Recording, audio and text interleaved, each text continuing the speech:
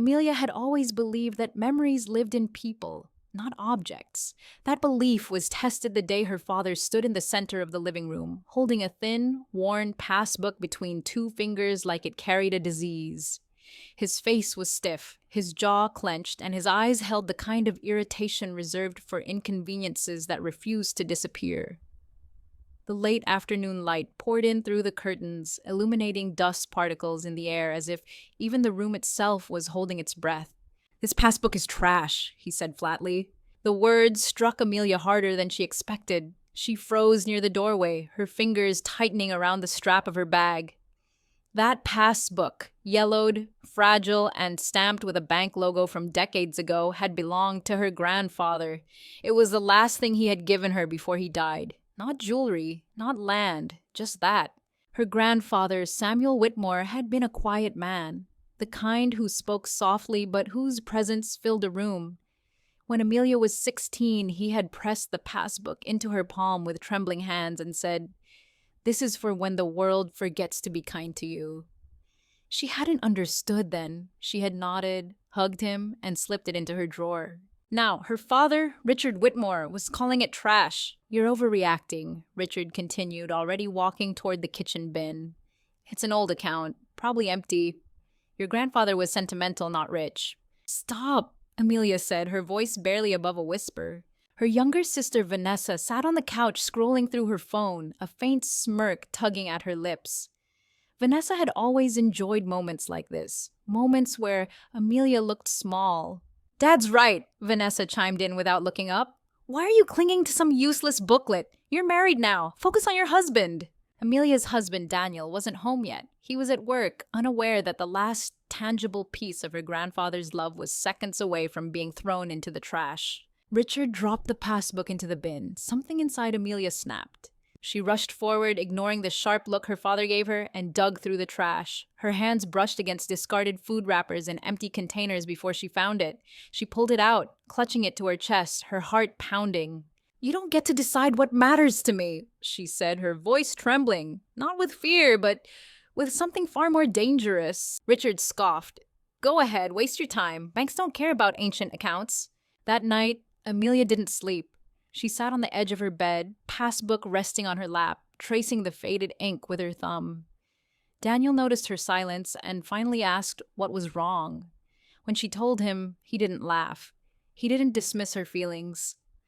"Go to the bank," he said simply. "If it means something to you, it matters."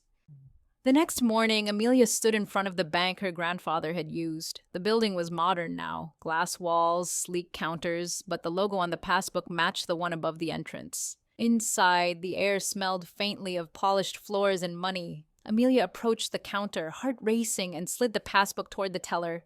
The young woman frowned. "This is very old. I'll need to call the manager." Minutes passed. People whispered. Amelia felt eyes on her, judgment forming silently. Then a man in a dark suit emerged from a glass office. His expression changed the moment he saw the name on the passbook. "Amelia Whitmore?" he asked carefully. "Yes, I'm James Holloway, branch manager.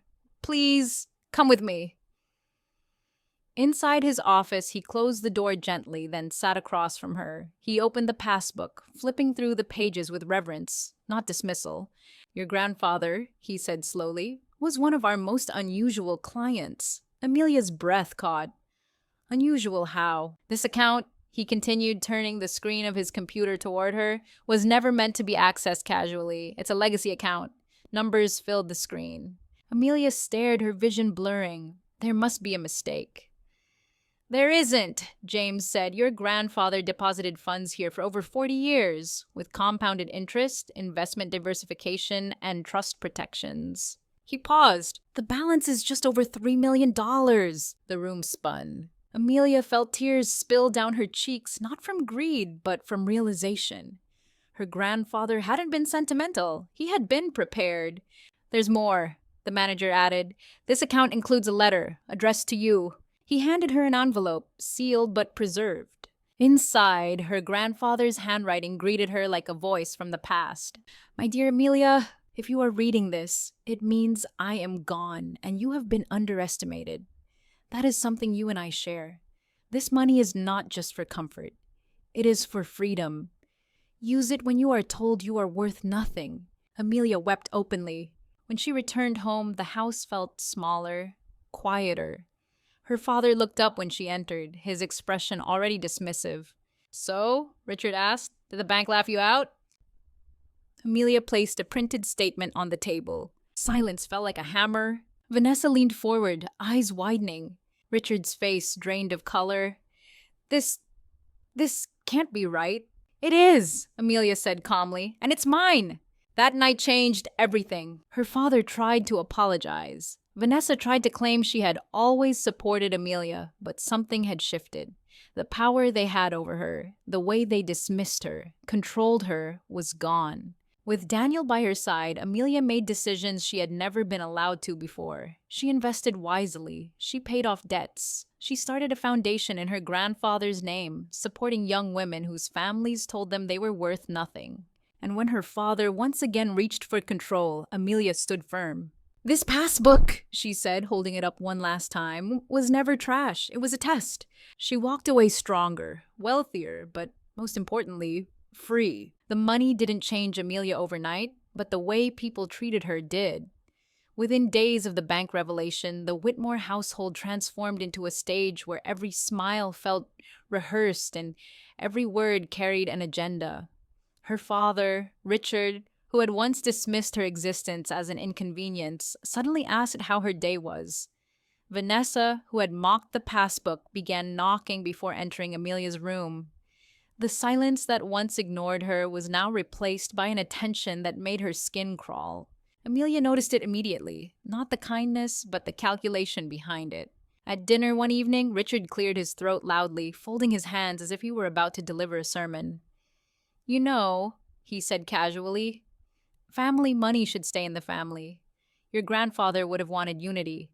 Amelia paused mid-bite. Daniel, sitting beside her, stiffened slightly but said nothing.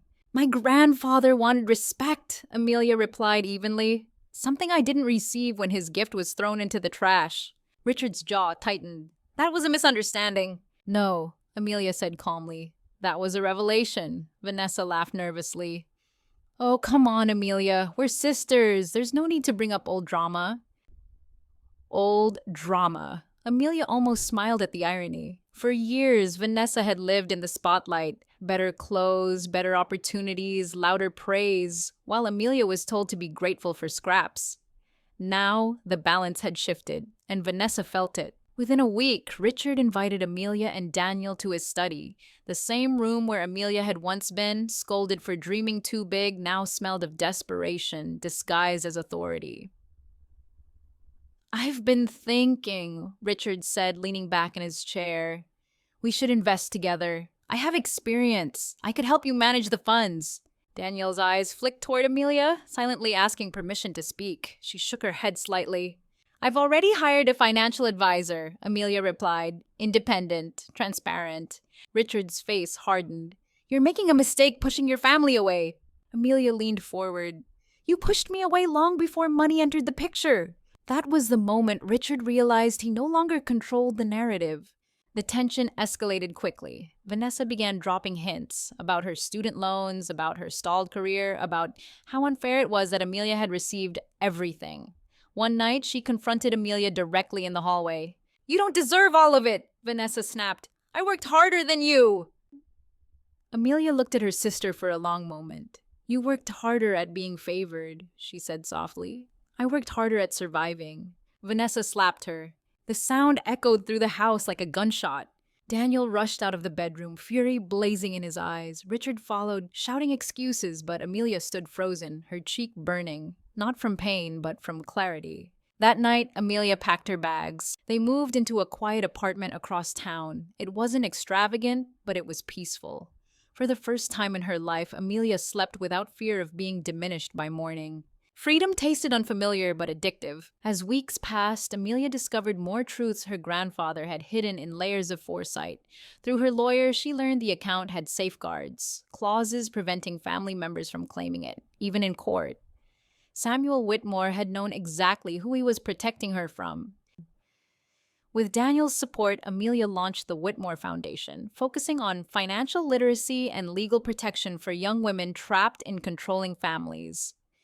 The first time she stood on stage to speak, her hands shook, but her voice didn't. "I was told my worth was disposable," she said into the microphone. "But preparation outlives cruelty." The speech went viral. And that's when Richard panicked. He showed up unannounced at Amelia's office one afternoon, face pale, eyes wild. "You're humiliating us," he hissed. "People are talking." "Good," Amelia replied. "Truth tends to do that." Vanessa followed days later, this time crying, apologizing, begging. She said she was manipulated, that she was jealous, that she didn't mean it. Amelia listened quietly, then said, "I forgive you." Vanessa's face lit up with hope. "But forgiveness doesn't mean access," Amelia added. The door closed gently but permanently. Months later, Richard attempted legal action, claiming undue influence. It collapsed within days. The judge didn't even hide his irritation.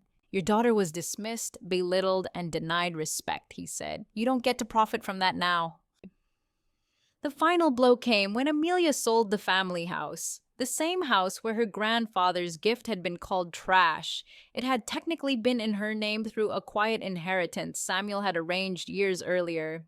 Richard stood on the lawn as movers carried furniture out, watching his kingdom dissolve. Amelia didn't gloat, she simply watched. That evening, she sat with Daniel on their balcony, city lights glowing below. He took her hand. "You okay?" he asked. She nodded. "I finally understand why Grandpa gave me that passbook," Daniel smiled. "Why?" "Because he knew one day," Amelia said softly, "I'd need proof that I was never worthless." She placed the passbook in a small wooden box, not as currency, but as evidence. Some things aren't trash, they're lifelines. Time did what confrontation never could. It revealed truth without raising its voice. After the lawsuit collapsed and the family house was sold, Richard Whitmore faded from public life almost entirely.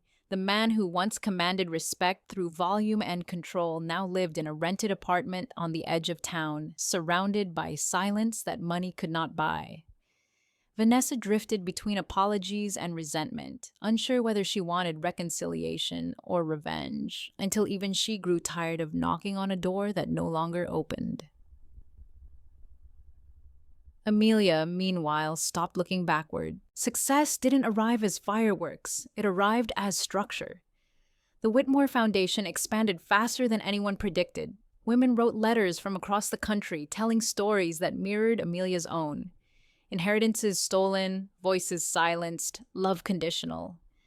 Amelia read every letter, some late at night, some early in the morning, but never casually. She knew what it meant to be dismissed, and she refused to become someone who did the same. One afternoon, the same bank manager, James Holloway, requested a meeting. Amelia assumed it was routine business until she saw the seriousness in his eyes.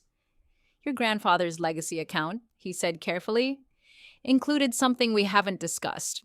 Amelia's heart stilled. "What kind of something?" "A contingency file," James replied. "Your grandfather instructed us to release it only if family conflict arose." He slid a folder across the table. Inside were letters, not just to Amelia, but about Richard and Vanessa, dated years earlier. Samuel Whitmore had documented patterns of manipulation, favoritism, and emotional neglect. He had foreseen the exact future that unfolded.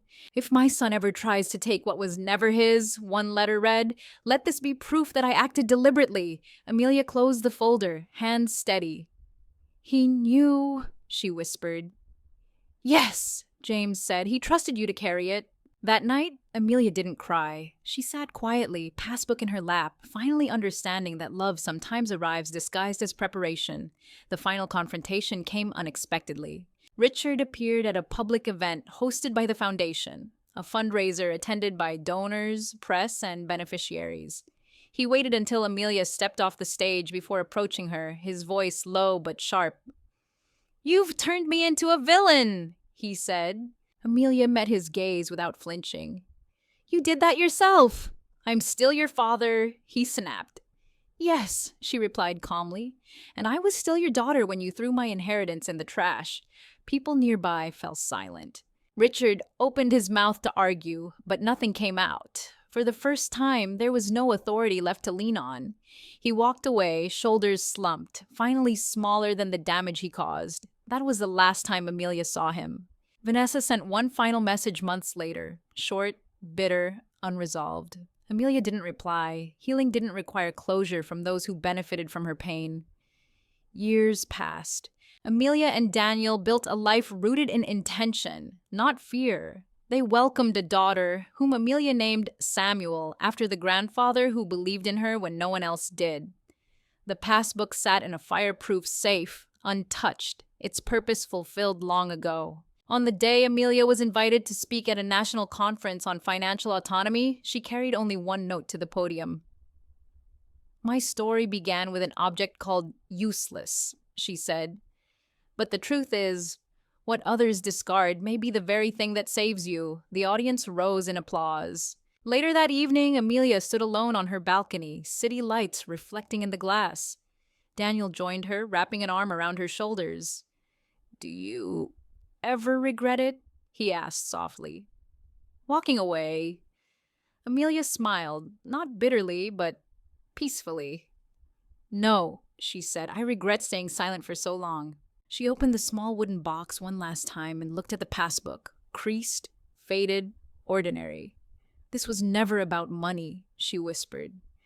"It was about being seen." She closed the box and locked it, not because it needed protection, but because its work was done. Some gifts aren't meant to be spent. They're meant to prove you were never trash. The end.